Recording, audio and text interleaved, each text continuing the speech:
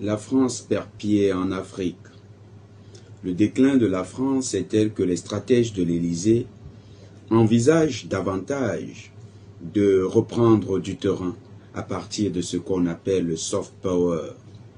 Le soft power, c'est le réseau d'organisations non gouvernementales, d'associations, de fondations et de médias favorables à l'influence française, en d'autres termes, au néocolonialisme français.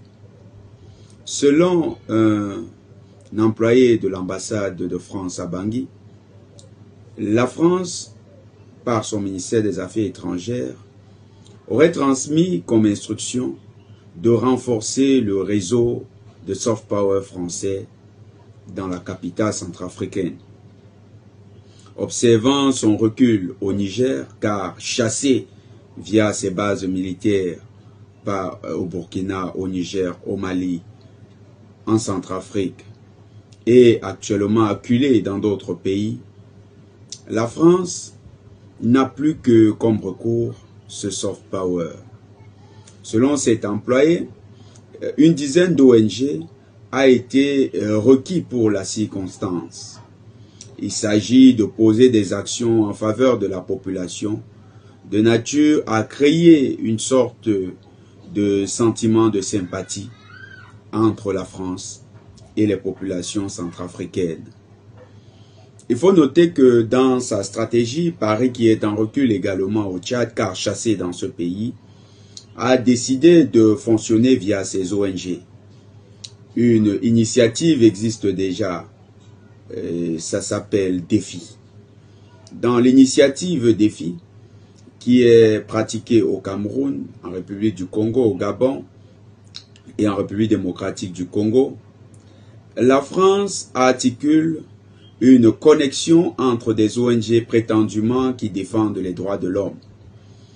Ces ONG doivent coopérer avec les autorités françaises et entre elles pour créer une synergie contre les pouvoirs en place et en faveur de l'influence française. Cette nouvelle manière d'agir de Paris est très perfide. Pour beaucoup, elle paraît subtile, mais elle a ceci de dangereux qu'elle retourne les populations contre les autorités de leur pays.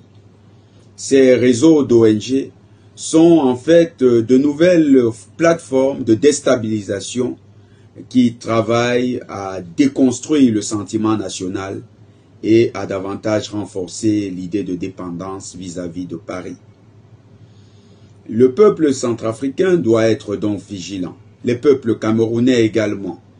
Nous avons vu plusieurs colloques organisés par des réseaux d'ONG qui étaient financés par les chancelleries étrangères. Les peuples africains doivent garder l'œil ouvert. Les ressources naturelles sont le seul objectif qu'a Paris dans sa ligne de mire.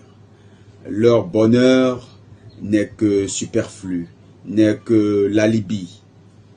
Il faut donc, maintenant que les populations s'arment moralement, mentalement, pour lutter contre l'intrusion française, celle-là qui veut réintégrer dans les consciences l'idée d'un larbinisme, l'officialiser, le diffuser dans la population. Le combat est maintenant populaire, masse populaire africaine, levons-nous, levez-vous et faisons bloc pour empêcher que la gangrène néocolonialiste ne passe par nous.